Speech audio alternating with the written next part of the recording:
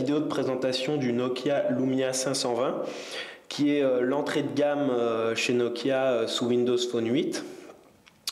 Donc c'est un produit qui affiche un écran de 4 pouces dans une résolution de 800 par 480 pixels.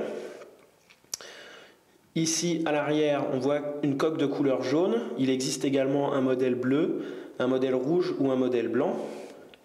La coque semble assez solide, elle est assez simple à enlever. Par contre, on voit tout de suite que le capteur photo n'est pas accompagné de flash, la résolution est en 5 mégapixels. Sous la coque, on trouve bien évidemment la batterie ainsi qu'un port d'extension au format micro SD et le port pour la carte SIM. Le haut-parleur est situé en bas de l'appareil, ce qui va peut-être poser quelques problèmes, notamment quand on tiendra le téléphone comme ceci et qu'on écoutera de la musique. Sur les tranches, on retrouve les touches pour ajuster le volume, ici la touche pour mettre le téléphone en marche et ici un raccourci pour l'appareil photo. De l'autre côté, aucun bouton. Au sommet, une prise jack au format 3,5 et en dessous, le classique connecteur pour le chargeur. Donc on allume l'appareil, on déverrouille. On retrouve l'architecture classique de l'interface Windows Phone 8, voilà, avec des vignettes dynamiques qu'il est possible de déplacer à loisir et de redimensionner.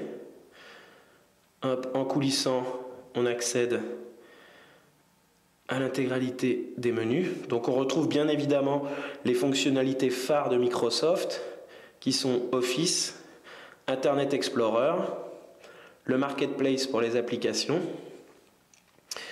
Xbox pour les jeux et musique.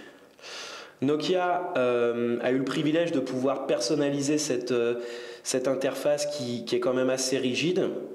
Donc on retrouve des applications développée par le constructeur. La première qui est Ear Maps, qui est en fait une solution de navigation.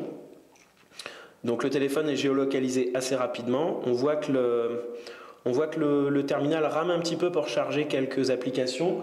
En effet, le processeur Snapdragon S4 est un modèle double cœur mais qui n'est cadencé qu'à 1 GHz.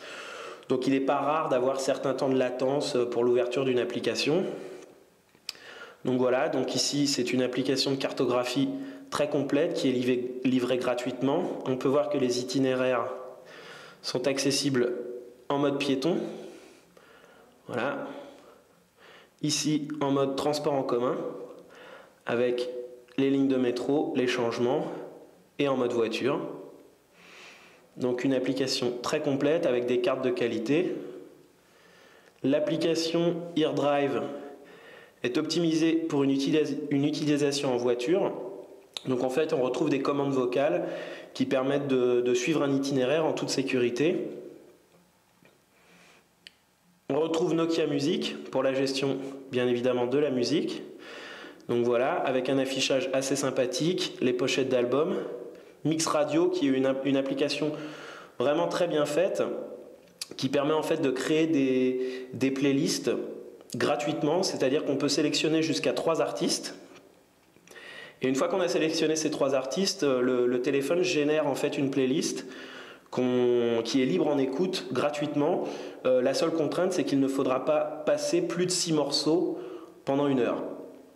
L'application bénéficie également d'un abonnement qui est facturé 3,99 € pour pouvoir zapper à loisir les chansons qu'on veut. Ici, on retrouve une boutique pour acheter les dernières nouveautés.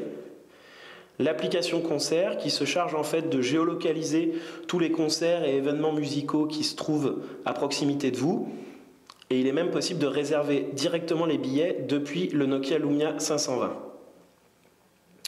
Voilà, on retrouve évidemment la fonction musique classique de Microsoft qui est un petit peu moins performante. Voilà, avec la possibilité de créer des playlists assez simplement. Ensuite, on voit dans le store que Nokia a intégré le module Nokia Collection qui permet en fait de télécharger plusieurs applications développées par le constructeur, notamment pour la photo. Donc ici, Photo Beamer, par exemple.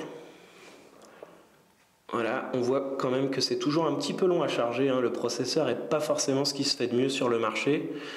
Donc PhotoBeamer qui permet en fait d'animer des photos et de créer des animations photos. Voilà, je reviens ici. Voilà, j'ai pas fait. Hop. Le store, pardon. On revient à Nokia Collection. Donc Nokia Trailers ici qui permet de voir des bandes annonces de films. Cinémagraphe qui est aussi une application photo. Voilà. Donc un mélange d'images animées, de photos. Hop, on retrouve l'application radio ici, une application météo, studio créatif, toujours pour la photo, panorama pour réaliser des panoramas. Donc on va faire un petit détour par la fonction photo. Ici, j'ai le bouton d'accès direct. J'appuie, voilà. Donc la résolution est en 5 mégapixels. Les résultats sont plutôt corrects pour une telle résolution. On va faire un bref test photo. Voilà, donc le déclenchement est assez rapide. La qualité est plutôt correcte. Il ne faudra pas être trop exigeant en intérieur, notamment lorsque la luminosité est moyenne. Voilà, la fonction vidéo se réalise en 720p et livre des résultats plutôt corrects. Du côté de la batterie, on trouve une batterie 1430 mAh qui est un peu faible malheureusement. On a testé le produit de manière assez intensive durant une journée et le terminal s'est épuisé après une petite vingtaine d'heures d'utilisation. Donc il faudra surtout être assez vigilant à ne pas égarer le chargeur, notamment quand vous partez en week-end. Donc au final, le Nokia 520 est un produit plutôt correct. Il est commercialisé entre 170 et 190 euros hors pack, ce qui en fait un produit plutôt bon marché. Il offre tous les avantages de la plateforme Windows Phone 8 et des applications Made in Nokia. Ensuite, il ne faudra pas être trop exigeant vis-à-vis du multimédia. La photo est moyenne. En musique, l'acoustique n'est pas ce qui se fait de mieux sur le marché, mais ça reste assez convenable. Au final, le vrai problème de ce téléphone est son autonomie qui est un peu trop faible et le processeur qui peut parfois faire des siennes, notamment dans la gestion du multitâche.